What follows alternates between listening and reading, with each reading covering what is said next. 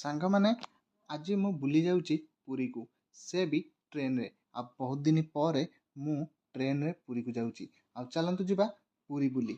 ତ ପୁରୀ ଯିବା ରାସ୍ତାରେ ଯଦି ଆପଣମାନେ କେବେ ଟ୍ରେନରେ ଯାତ୍ରା କରନ୍ତି, ତାହେଲେ ଏଇ ଯେଉଁ ବିଲ ମଝିରେ ଟ୍ରେନଟି ଯାଏ, ଏହାର ସୌନ୍ଦର୍ଯ୍ୟ ବହୁତ ଭଲ ଲାଗେ। ସେ ସୁଲସୁଲିଆ ପବନ ମନକୁ କିଣିନିଏ, ବହୁତ ଭଲ ଲାଗେ। ଆପଣ ଯଦି କେବେ ବି ପୁରୀ ଯାଇଛନ୍ତି ଟ୍ରେନରେ, ତାହେଲେ ଆପଣ ବି ଏ ଜିନିଷଟାକୁ ଫିଲ୍ କରିଥିବେ। ଆଉ ଯେଉଁମାନେ ଏସିରେ ଯାଉଥିବେ ତାଙ୍କୁ ତ ଏସବୁ କିଛି ବି ଜଣାପଡ଼ିବ ନାହିଁ।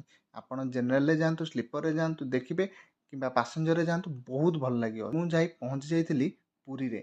ଯେମିତି ସେମିତି ହଉ ଗୋଟେ ସାଙ୍ଗର ଘରକୁ ମୁଁ ଚାଲି ଯାଇଥିଲି। ଆଉ ତାଙ୍କର 3 ମହଲା ଉପରକୁ ଯାଇ ମୁଁ ରଥର ବହୁତ ଭଲ ଭାବରେ ରଥକୁ ଦେଖିଥିଲି। 3 ରଥକୁ ଦେଖିଥିଲି। ସେପଟେ ରଥ ପାଖକୁ ବି ମୁଁ ଯିବାକୁ ଚେଷ୍ଟା କରିଥିଲି, କିନ୍ତୁ ବହୁତ ଗହଳି ଥିଲା। ଏତେ ଗହଳି ଥିଲା ଯେ ମୁଁ ରଥ ପାଖକୁ ବି ଯାଇପାରୁନଥିଲି। ଖାଲି ଦୂରରୁ ଜୁମ୍ କରିକି ଯାହା ଫଟୋ ଉଠେଇଛି। ଆଉ ବହୁତ କଷ୍ଟରେ କିଛି ସମୟ ପରେ ପାଖକୁ ଯାଇଥିଲି। ଆଉ ଜଗନ୍ନାଥଙ୍କୁ ଦର୍ଶନ କରିଥିଲି, ଚତୁର୍ଥା ମୂର୍ତ୍ତିଙ୍କୁ ଦର୍ଶନ କରିଥିଲି। ସାଙ୍ଗମାନେ, ସେପଟେ ମୋ ସହ ଗୋଟେ ଅସୁବିଧା ଘଟିଯାଇଥିଲା।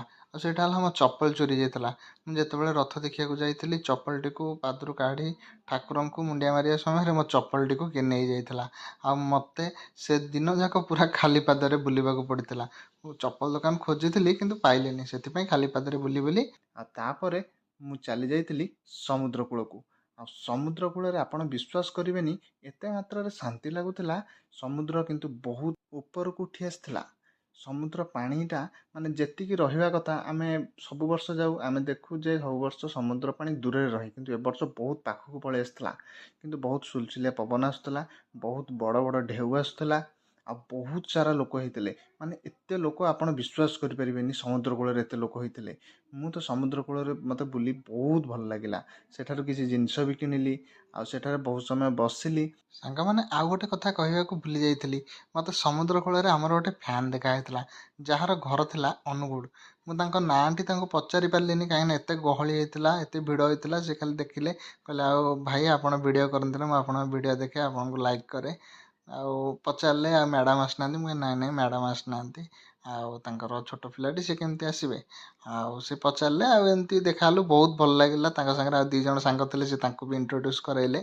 ଆଉ ତାପରେ ସିଏ ସେଠୁ ଚାଲିଗଲେ, ଆଉ ମୁଁ ବି ପଳେଇ ଆସିଲି। ଆଉ ତାପରେ ଯେତେବେଳେ ମୁଁ ସନ୍ଧ୍ୟାବେଳକୁ ଫେରିଲି, ସେତେବେଳେ ଚତୁର୍ଥା ମୂର୍ତ୍ତିଙ୍କର କିଛି ନୀତିକାନ୍ତି ହେଉଥିଲା, ତାକୁ ଦେଖିଲି। ତାପରେ ସାଙ୍ଗକୁ ଅଲବିଦା କହି ମୁଁ ପୁରୀରୁ ବାହାରି ଆସିଥିଲି। ସାଙ୍ଗମାନେ, ମୁଁ ଆଉ ବେଶୀ ଭିଡ଼ିଓ କରିପାରିଲି ନାହିଁ, କାହିଁକିନା ବହୁତ ଗହଳି ଥିଲା। ଆଉ ଆଜିର ଭିଡ଼ିଓଟି ଏତିକିରେ ଶେଷ ହେଉଛି।